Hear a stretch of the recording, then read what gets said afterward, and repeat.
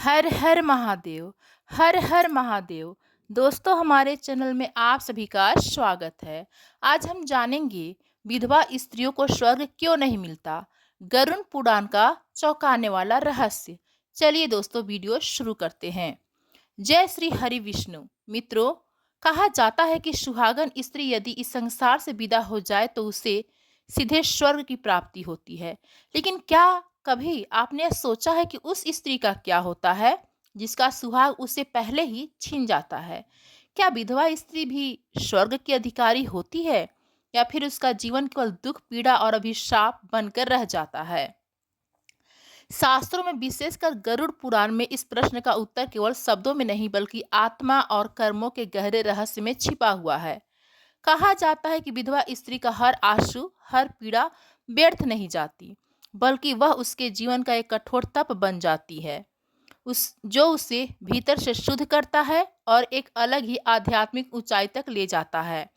आज हम उसी छिपे हुए सत्य को जानेंगे, जहां स्वयं भगवान विष्णु इस रहस्य को प्रकट करते हैं कि विधवा स्त्री का जीवन वास्तव में अभिशाप नहीं बल्कि एक ऐसा मार्ग है जो उसे स्वर्ग ही नहीं बल्कि मोक्ष के द्वार तक पहुंचा सकता है। प्राचीन समय की बात है। बैकुंठ लोक में दिव्य प्रकाश चारों ओर फैला हुआ था। वातावरण में अनंत शांति व्याप्त थी और देवताओं तथा गंधर्वों का मधुर संगीत आकाश में मधुर स्वर में गूंज रहा था। उसी दिव्य सभा में गरुड़ जी भगवान विष्णु के समक्ष शांत भाव से विराजमान थे। लेकिन आज उनके मन में गहरी जिज्ञासा उठ रही थी। उनके नेत्रों में प्रश्नों की हलचल स्पष्ट दिखाई दे रही थी। गरुड़ जी विनम्रता से हाथ जोड़कर कहें, प्रभु, पृथ्वी लोक पर एक बात बार बार सुनने को मिलती है कि सुहागन स्त्री जिसका पति जीवित होता है या जो पति के साथ ही प्राण त्याग देती हैं, वही स्वर्ग की अधिकारी मानी जाती हैं। लेकिन मेरा प्रश्न यह है कि उस स्त्री का क्या होता है जो अपने पति को खो देती हैं, जिसका सुहाग उससे छीन जाता है, जो अकेले जीवन बिताने को विवश हो जाती हैं और जिसे यह संसार विधवा कहकर तिरस्कार करता है।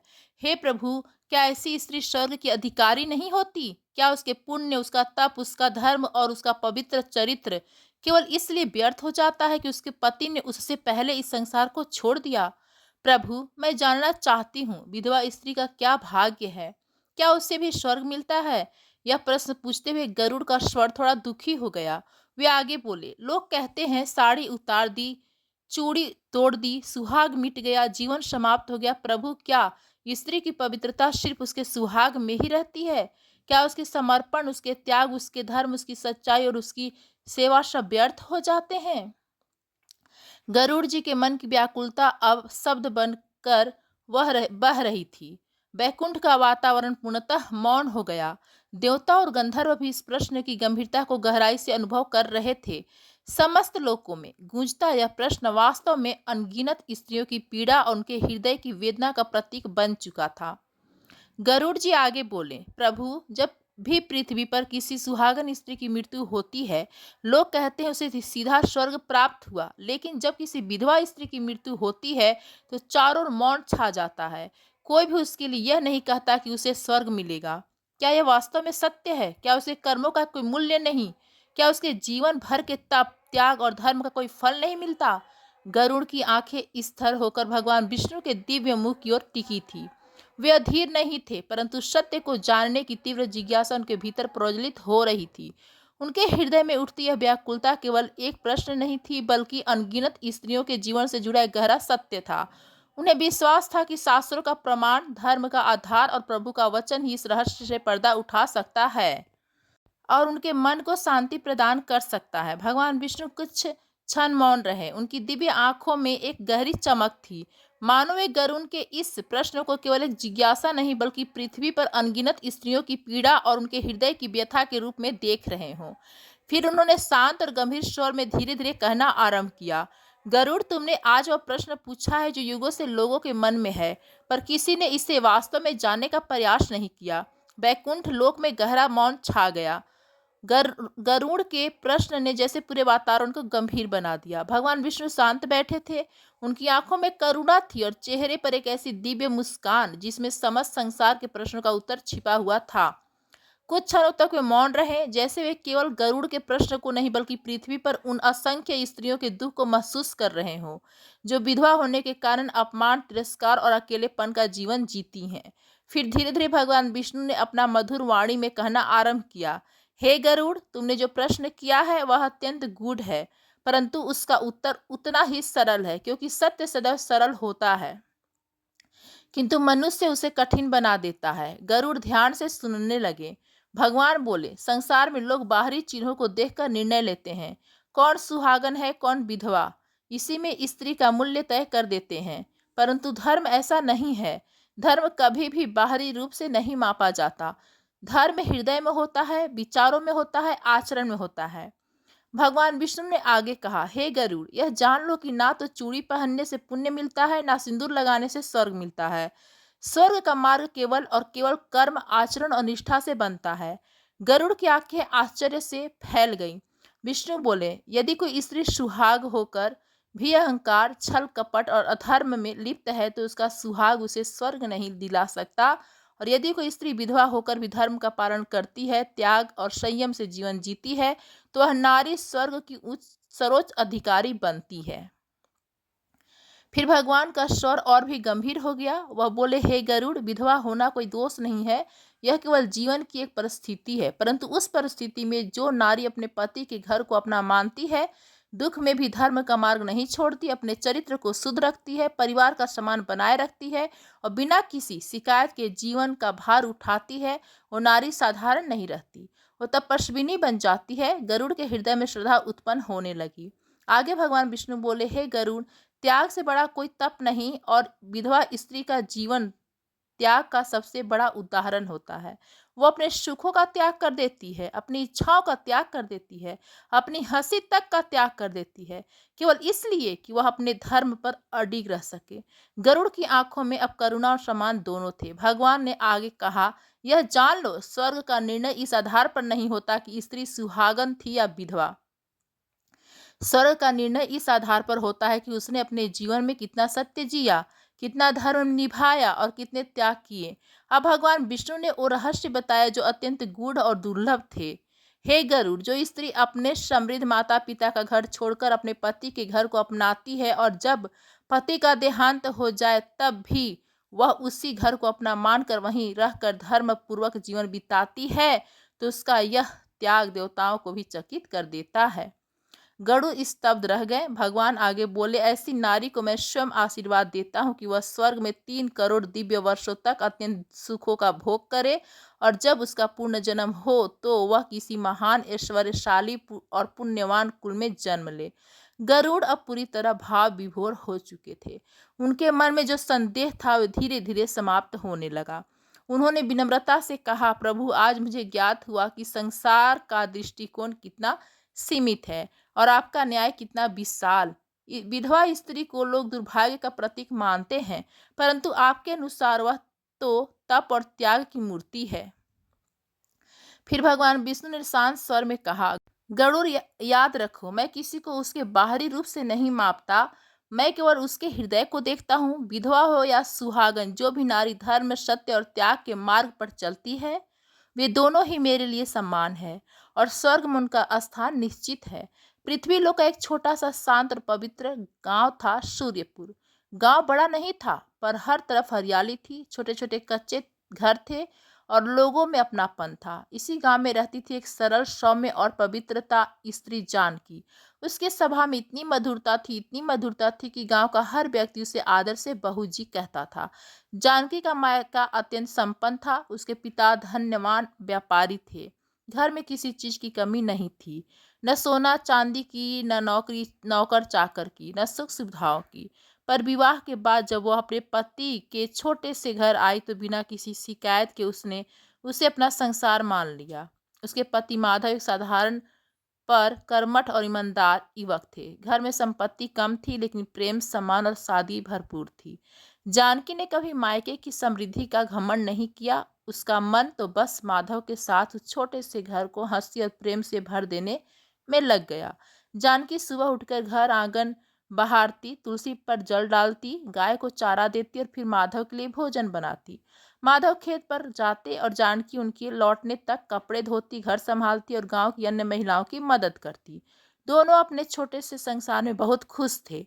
एक दिन माधव मुस्कुराकर बोले, जानकी तुम्हारा मायका इतना बड़ा है, इतना संपन्न, तुम्हें यहाँ छोटी सी झोपड़ी में कठिन नहीं लगता?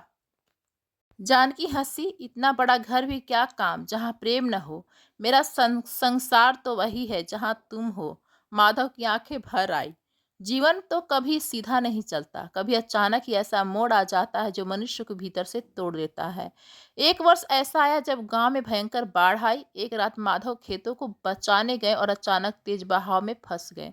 गांव वालों ने बहुत खोजा, पर सुबह नदी किनारे उसका निष्प्राण शरीर मिला। जानकी का संसार उसी क्षण ढह गया। वह पति के शव को देखकर चिल्ला पड़ी, हे प्रभु, मेरा सहारा ही छीन गया। अब मैं कैसे जीऊंगी? उसकी करुण पुकार सुनकर गांव की स्त्रियों की आंखें भी नम हो गई।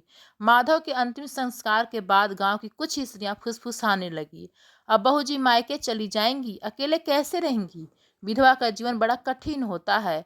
कुछ तो यह भी कह गई, अब इसका घर ही कौन सा है? पर जानकी ने सिर उठाया, आंसू पोंछे दृढ़ आवाज में बोली, मेरा घर यही है जहां मेरे पति ने अंतिम सांस ली, वही मेरा जीवन भी बीतेगा।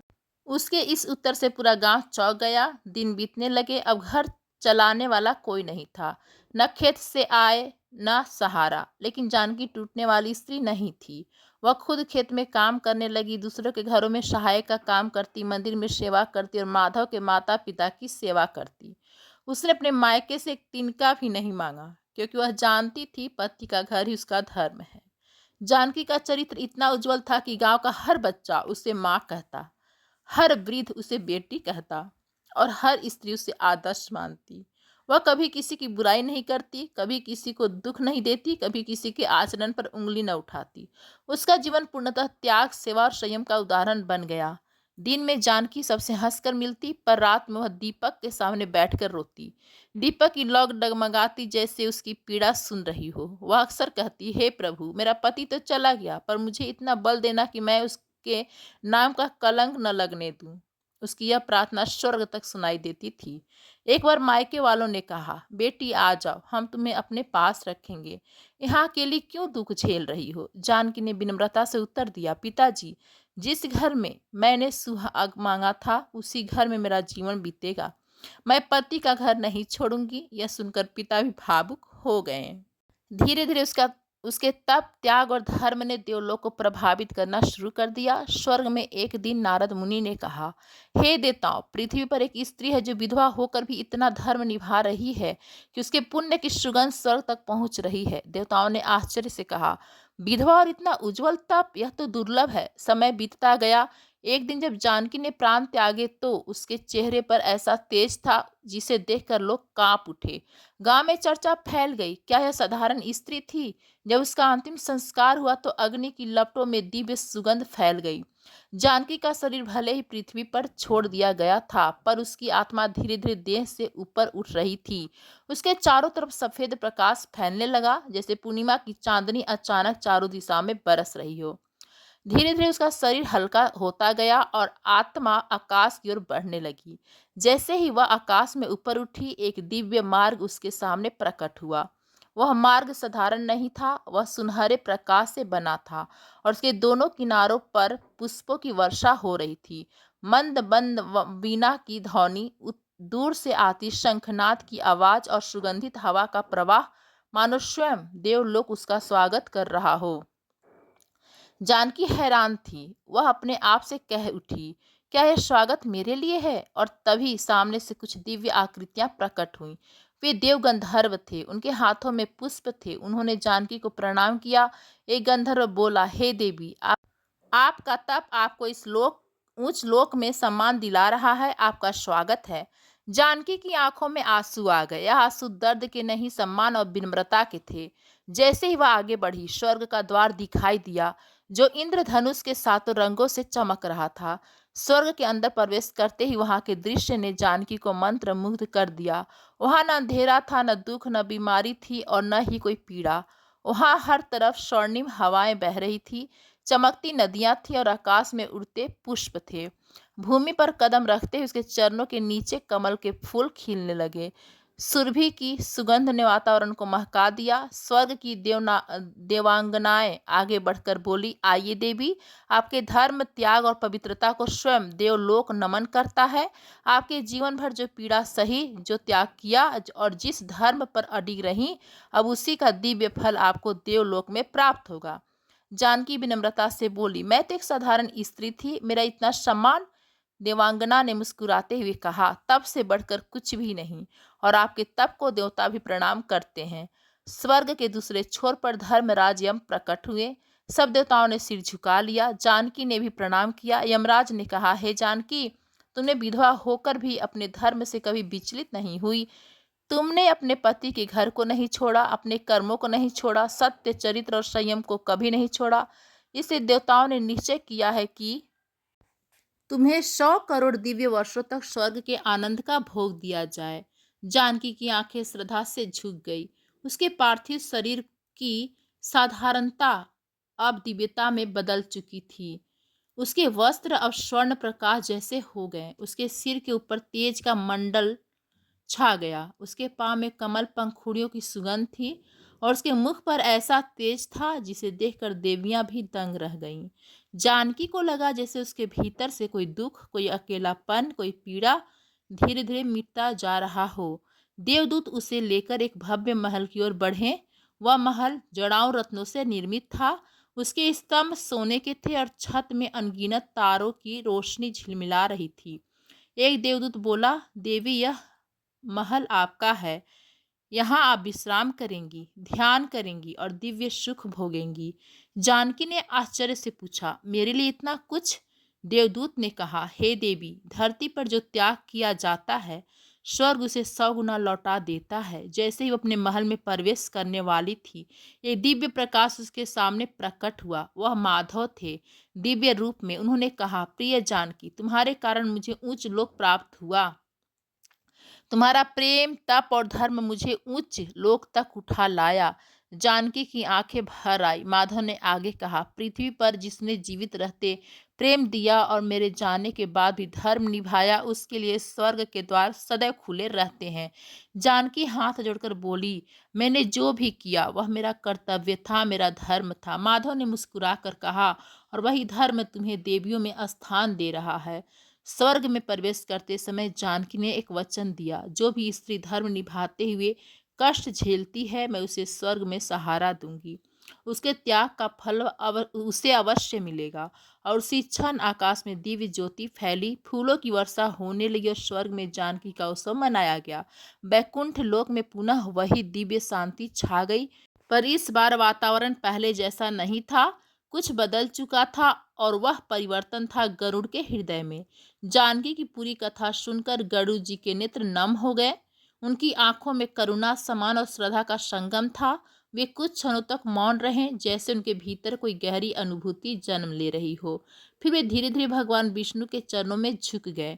उनकी वाणी भर गई, प्रभु, आज मेरा ज्ञान दूर हो गया। मैंने भी वही देखा जो संसार देखता है, कि विधवा स्त्री केवल दुख की प्रतीक है, परंतु आज आपने दिखाया कि वह त्याग, तप और धर्म की साक्षात मूर्ति हैं।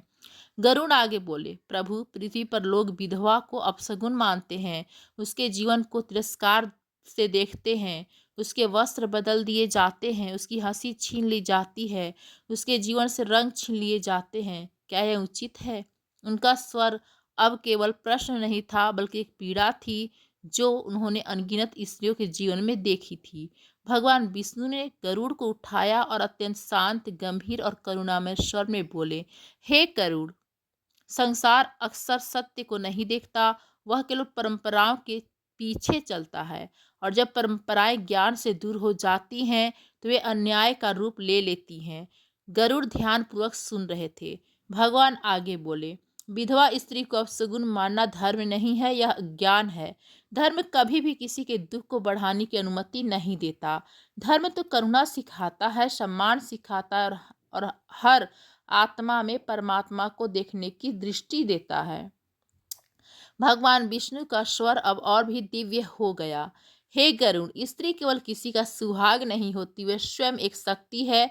वह माँ है, वह सृजन है, वह धैर्य है, वह त्याग है।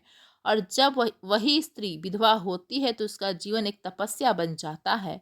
अब गरुड़ जी का मन पूरी तरह बदल चुका था। उन्होंने कहा, प्रभु, अब मैं समझ गया कि स्वर्ग का मार्ग सिर्फ सुहाग से नहीं बल्कि धर्म से बनता है। और विधवा स्त्री यदि वह अपने कर्तव्य को निभाती है तो वह सबसे ऊंचे लोक की अधिकारी होती है। भगवान विष्णु ने अंतिम बार गरुड़ की ओर देखा। उनकी आंखों में दिव्य तेज था। उन्होंने कहा, गरुड़, याद रखो, यह अंतिम सत्य, मैं न तो किसी को उसके वस्त्रों से आंकता हूँ, न उसके बाहरी रूप से, न उसके वैवाहिक स्थिति से। मैं केवल उसके कर्म देखता हूँ, उसका हृदय देखता हूँ, उसका त्याग देखता हूँ।